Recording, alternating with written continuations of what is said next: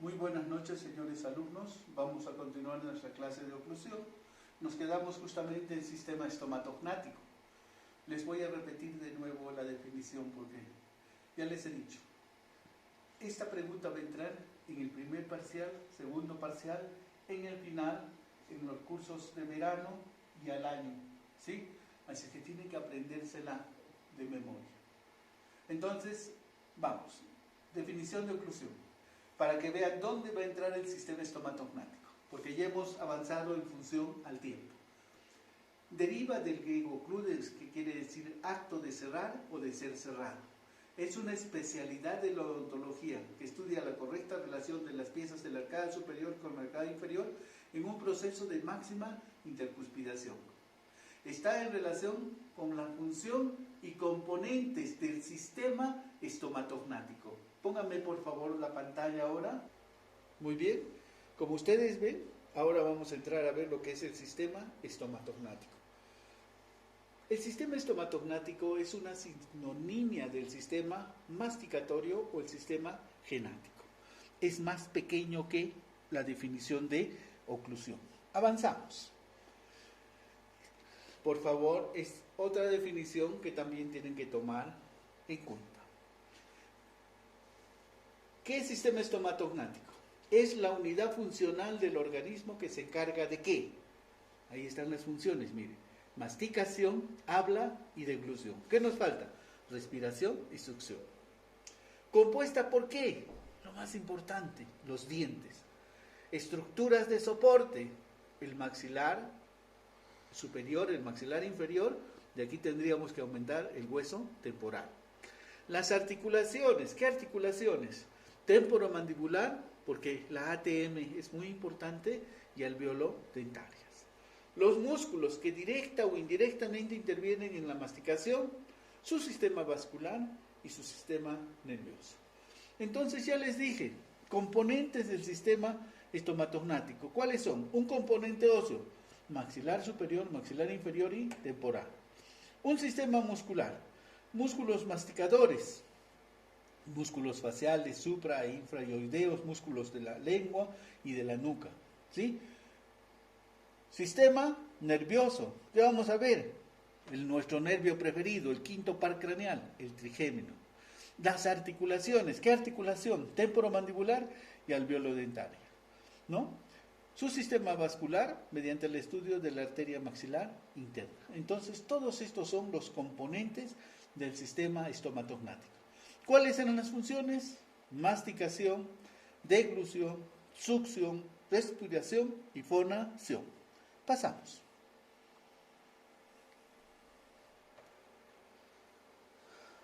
Muy bien.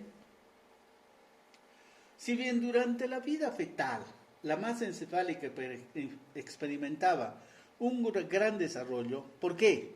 Porque lo primero que se va a desarrollar en el embrión y en el feto es el sistema nervioso central. Su sistema masticatorio no está desarrollado. ¿Por qué? Porque todavía no está funcionando. Pero sí, su sistema nervioso central es lo primero que se diferencia. No se olviden de embriología. 35 días de gestación ya empezaba a formarse el sistema nervioso central. Entonces, como dice aquí, si bien durante la vida fetal la masa encefálica experimenta un gran desarrollo y como resultado de ello el crecimiento de los huesos del cráneo es proporcionalmente mayor que el de los maxilares, miren, semejante cabeza, miren este maxilar, esa cabecita. Después cuando salen los dientes, a los 7 años, miren sus dientes, pero todavía esa masa encefálica. Miren en la época adulta, a los 20 años. Miren, este aparato masticatorio cómo ha cambiado, ¿sí? Porque ya le estamos dando función. Entonces ya creció más mi aparato masticatorio. La masa encefálica se ha reducido. Entonces, los huesos del cráneo es proporcionalmente mayor que el de los maxilares. Y después del nacimiento y fundamentalmente a partir del segundo año de vida, estos huesos comienzan a crecer en forma acelerada, como consecuencia de una importante actividad funcional, ¿no? Que el niño ya está comiendo, ¿no? Actividad funcional, y sus proporciones se equiparan con los del cráneo alrededor de los 7 años de edad. En las diferentes etapas de crecimiento del maxilar inferior, vemos que desde el nacimiento hasta los 7 años, la mayor parte del crecimiento del hueso pertenece a la porción alveolar, ¿no? En el adulto predomina la porción basilar. Miren, en el niño es la porción alveolar y en el adulto es la porción basilar, ¿sí? Del crecimiento óseo.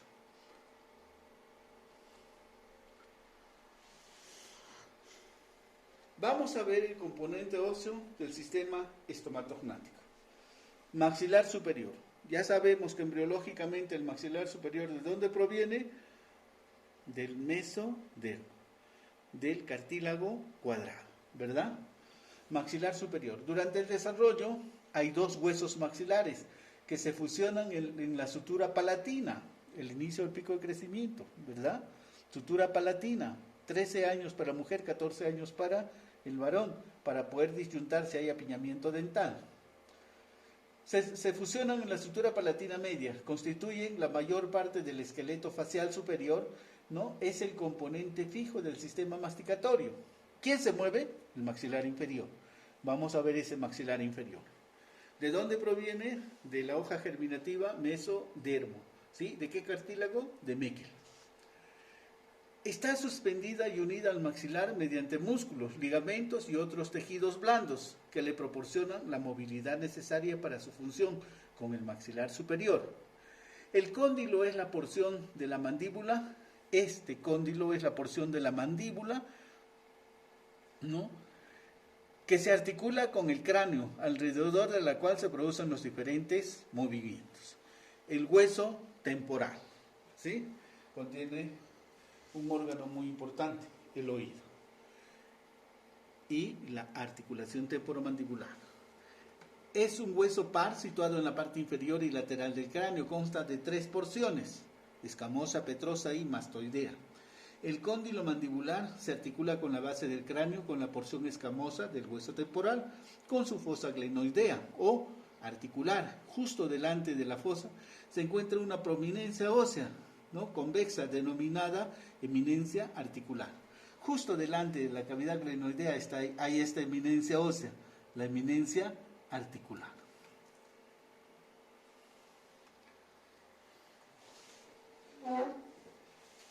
Componente muscular, ¿sí?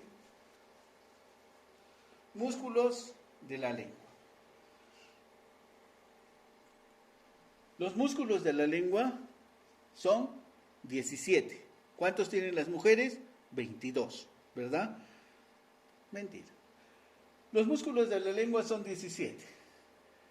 Pares: el lingual, superior, inferior, geniogloso, iogloso, estilogloso, palatogloso, mitologloso, geniogloso, y el transverso, que es el impar.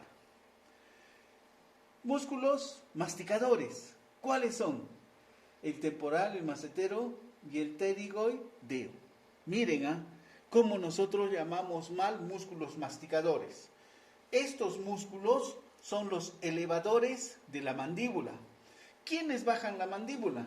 Los supra y los infrayoideos, ¿no? Y para nosotros realizar el acto de masticar, ¿qué tenemos que hacer? Abrir la boca. Al abrir la boca, ¿qué hacemos? Bajamos la mandíbula. ¿Quiénes están actuando? Los supra o infrayoideos. ¿Cuáles son los músculos masticadores? Los 3, ¿verdad? Aparte del temporal, macetero y los pterigoideos, los supra e infrayoideos. Muy bien. Entonces tenemos músculos masticadores: temporal, macetero y los 2 pterigoideos, interno y externo. Los suprayoideos: el genioideo, miloyoideo, digástrico y el estiloyoideo. Y los infrayoideos: el tiroyoideo, esternoyoideo y el homoyoideo. ¿Qué más tenemos? Músculos faciales, ¿no? Estos músculos son muy importantes. El orbicular de los labios, ¿no? El orbicular de los labios es un músculo muy importante. ¿Por qué? Porque gracias a este orbicular de los labios, nosotros vamos a poder hacer el proceso de deglución. A ver, hagan en sus casas lo que les voy a decir. Abran la boca. Traguen la saliva. No se puede. ¿Qué tenemos que hacer? Cerrar el orificio bucal para hacer la acción de deglución. ¿Se dan cuenta? Por eso los que tienen esa incompetencia labial o mordidas abiertas anteriores, ¿qué hacen para deglutir? Interponen la lengua para cerrar esa parte del orificio. Miren cómo son importantes todos estos músculos. ¿Ah? El orbicular de los labios, el frontal, el occipital, el cuadrado del labio superior e inferior, el cigomático, el canino, el triangular y el borla del mentón. ¿Sí? Ojo, este borla de mentón, ¿no? Son como muchos lo tenemos aquí, el borla del mentón. Este borla del mentón va a estar fruncido, arrugado, cuando el paciente tiene incompetencia labial y está haciendo esfuerzo para cerrar la boca. Uno que es odontólogo, ¿no? y sabe de oclusión y mira a una persona que está frunciendo este borla del mentón, ya sabe que posiblemente tenga mordida abierta, ¿verdad? Todos esos músculos son inervados y irrigados por el nervio y arteria facial. Otros músculos posteriores del cuello, el esternocleidomastoideo, trapecio, la musculatura intrínseca del cuello. Miren este esternocleidomastoideo, cómo interviene en el aparato masticatorio. Cuando nosotros tenemos tortícolis, ¿sí? Es el estiramiento del músculo esternocleidomastoideo por una mala posición que hemos tenido y queremos comer inmediatamente, no podemos masticar. ¿Por qué? Porque este músculo está afectado. Y miren, este músculo, el esternocleidomastoideo, viene aquí, pero este músculo, ¿no? Viene y hace acción con mi aparato masticatorio mediante los músculos faciales. Todos están anastomosados. Músculos posteriores del cuello, el buccinador. El buccinador es un músculo que nos va a formar, está en la parte de los cachetes. Es el músculo que interviene en el silbido, ¿verdad? Cuando nosotros miramos una chica, ¿verdad? Ese es el buccinador. Pero ¿para qué nos sirve en masticación? Cuando nosotros comemos, el aparato masticatorio, los dientes de arriba con los dientes de abajo, muerden el bolo alimenticio y una parte se va hacia vestibular y la otra hacia lingual. Lo que cae hacia vestibular cuando abrimos la boca, repone otra vez mediante este músculo buccinador sobre la cara oclusal del molar inferior lo que se fue hacia vestibular. Y la lengua lo que se metió hacia lingual para el siguiente impacto masticatorio. Miren su acción, cómo viene este músculo buccinador, ¿no? En el proceso masticatorio, reponiendo el bolo alimenticio sobre la cara oclusal para el siguiente impacto masticatorio. Y el cutáneo del cuello. Muy bien. Vamos a ver la articulación temporomandibular. ¿Sí? Estamos viendo todavía los componentes del sistema estomatognático. Hemos dicho articulación temporomandibular y alveolo dental. Articulación temporomandibular es una articulación bicondilia, ¿sí? de artrósica, que trabaja comúnmente con la del lado opuesto, generando movimientos tridimensionales como rotación, traslación y deslizamiento. ¿Cuáles son todos estos componentes de la ATM? La superficie articular del hueso temporal. ¿Cuál es? Esta de acá, la superficie articular, la cavidad glenoidea y la eminencia articular del hueso temporal. Cóndilos mandibulares. Este es el cóndilo mandibular del hueso maxilar inferior. Menisco articular. Esto de aquí de rosadito, ¿sí? Que va a soportar los impactos masticatorios. La membrana sinovial que me va a cerrar aquí, que va a secretar el líquido sinovial. ¿Para qué?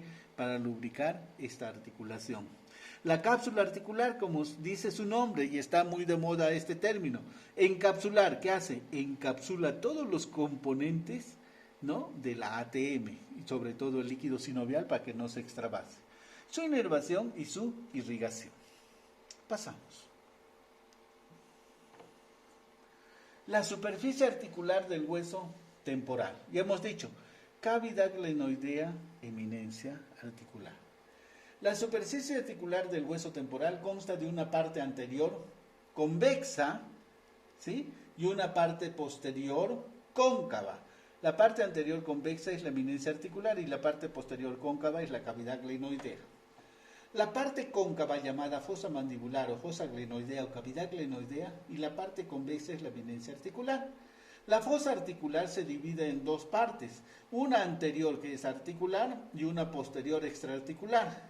La eminencia articular es el componente más importante del ATM, está en relación con la morfología de los dientes posteriores. ¿Sí? Vámonos por favor a la pizarra. Miren, vamos a dibujar cavidad glenoidea, eminencia articular. ¿Sí? Cavidad glenoidea, eminencia articular. Ojo, si el paciente tiene bruxismo, entonces su eminencia articular, ¿cómo va a ser? Plana. ¿Sí? Plana. ¿Por qué? Porque tiene bruxismo. Está chocando los dientes. Estas superficies oclusales posteriores, ¿cómo son? Si son normales así, las cúspides de las piezas posteriores, ¿sí? ¿Cómo van a ser si esta superficie oclusal es plana? ¿Por qué? Porque el paciente tiene bruxismo, van a ser así planas. Miren. Superficies oclusales planas. Si la eminencia articular es normal,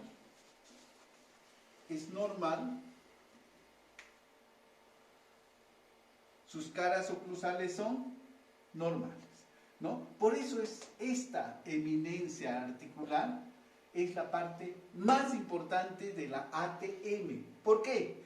Porque está en relación con la superficie oclusal de las piezas posteriores. Si el paciente tiene DTM y de una DTM es el bruxismo, ¿sí? ¿Qué va a tener? Las superficies oclusales planas, ¿sí? Muy bien. Vámonos de nuevo a la diapositiva. Entonces, como le decía, la eminencia articular es el componente más importante de la ATM. Está en relación con la morfología de todos los dientes posteriores. Cóndilos mandibulares, los cóndilos del maxilar inferior. Son dos estructuras ovoides, redondas, están ubicadas delante de la cavidad glenoidea frente a la eminencia articular, miren, frente a la eminencia articular. Constituye el techo de la articulación temporomandibular. Está el conducto auditivo externo en su porción posterior, miren, aquí. Mire, aquí está el conducto auditivo externo, aquí está la cavidad glenoidea, el cóndilo, y aquí está el conducto auditivo externo, ¿sí? Externo en su porción posterior. Y la fosa cerebelosa media muy próxima al techo. Miren, sistema nervioso central, aquí, ¿no? Muy próxima al techo de la cavidad mencionada. Por lo tanto, será el cóndilo temporal en su parte posterior, área funcional, el que deba soportar las presiones articulares durante la función. Por favor, de nuevo. Miren, aquí estaba, ¿no? Voy a borrar esto. Rapidito, porque el tiempo es oro. Para que ustedes entiendan. ¿Ah? Hemos dicho, aquí en la parte posterior, conducto auditivo externo, ¿sí? Y aquí el sistema nervioso central. Ojo, cuando hay, aquí está el cóndilo del maxilar inferior, aquí está el disco articular, ¿sí? Y el músculo pterygoideo externo y el ligamento retrodiscal. Cuando hay DTM, ¿qué va a suceder? Este disco articular va a estar aquí adelante. La musculatura va a estar tensa. Este cóndilo, como ya no tiene ligamento articular aquí, se va a subir mucho más arriba, ¿sí? Va a raspar prácticamente con el hueso temporal, ¿sí? El techo de la cavidad glenoidea, ¿no? Y se va a ir también a la parte posterior, que está el conducto auditivo externo. Entonces, y aquí está el sistema nervioso central. ¿Qué va a tener el paciente?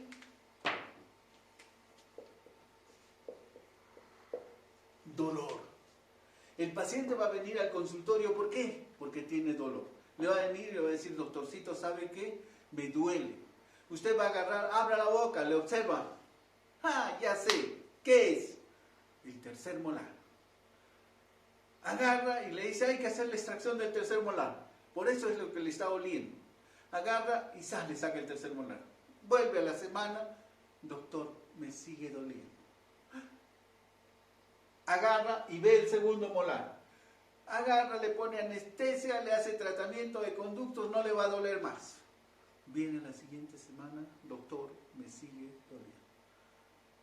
Saca ese segundo molar, debe ser el primer molar. Agarra y le hace tratamiento de canales al primer molar y el paciente le sigue viniendo. Y puede venir y terminar todas las piezas dentarias. ¿Qué tenía que ser ese odontólogo? Si no sabía de oclusión, derivarlo al especialista. ¿Sí? ¿Por qué? Porque ahora tomamos radiografías, hay radiografías panorámicas donde se ve, ¿sí?, cómo está la ATM, dónde está el disco articular, ¿sí? Y si tiene el paciente DTM o no. Lo que tenía que haber hecho es un buen diagnóstico, ¿sí? Y si no sabía hacer el tratamiento, derivarlo al especialista. Muy bien, nos vamos a las diapositivas. Entonces, miren, dice, constituye el techo de la articulación temporomandibular, ¿sí? El techo de la articulación temporomandibular, por encima está el sistema nervioso central. Está el conducto auditivo externo en su parte posterior y la fosa cerebelosa media muy próxima al techo de la cavidad mencionada. Por lo tanto, será el cóndilo temporal en su parte posterior, área funcional, el que deba soportar las presiones articulares durante la función. Si hay DTM, ¿qué va a tener el paciente? Dolor. ¿Qué hay que saber? Diagnosticar. Disco articular. El disco articular es un componente muy importante, ¿sí? Este disco articular tiene que estar aquí, ¿sí?, entre la cavidad glenoidea y el cóndilo del maxilar inferior. Cuando abrimos la boca, este disco articular se va a ir hacia adelante, por eso es bicondilia. ¿Por qué? Porque se va a enfrentar el cóndilo del maxilar, del temporal con el cóndilo del maxilar inferior. Y en el medio, ¿quién tiene que estar? El disco articular. Cuando hay DTM, este disco articular, ¿dónde se va a ir? Hacia adelante, ¿sí?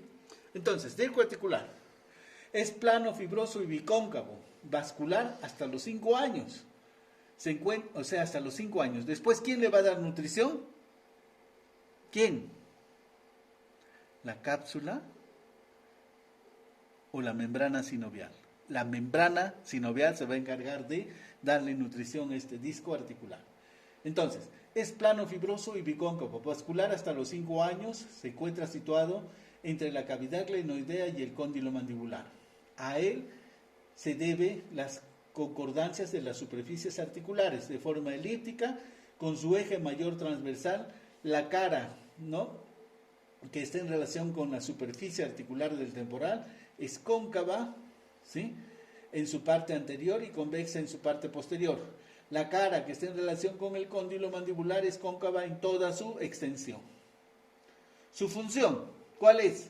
Es soportar las presiones masticatorias. Se inserta por delante, ¿con qué músculo? El músculo pterygoideo externo lateral, y por atrás con el ligamento retrodiscal. La membrana sinovial, ¿no?, que secreta líquido sinovial. ¿Para qué? Para lubricar todo esto. Es una capa delgada de tejido conectivo vascularizado que recubre las superficies internas de la cápsula articular. Su función es producir líquido sinovial, compuesto de ácido hialurónico y células de defensa. Su función es lubricar los componentes de la articulación y la nutrición de los tejidos avasculares, que ya quedaron como es, ¿quién? El disco articular. La cápsula articular, como su nombre dice, encapsula todo a la ATM. Es una estructura fibrosa, delgada y suelta que rodea todos los elementos de la articulación, que se adhieren lateralmente al tubérculo articular del arco cigomático, posterior a la superficie anterior del proceso pterygoideo. En la parte media se adhiere a la sutura esfeno-escamosa.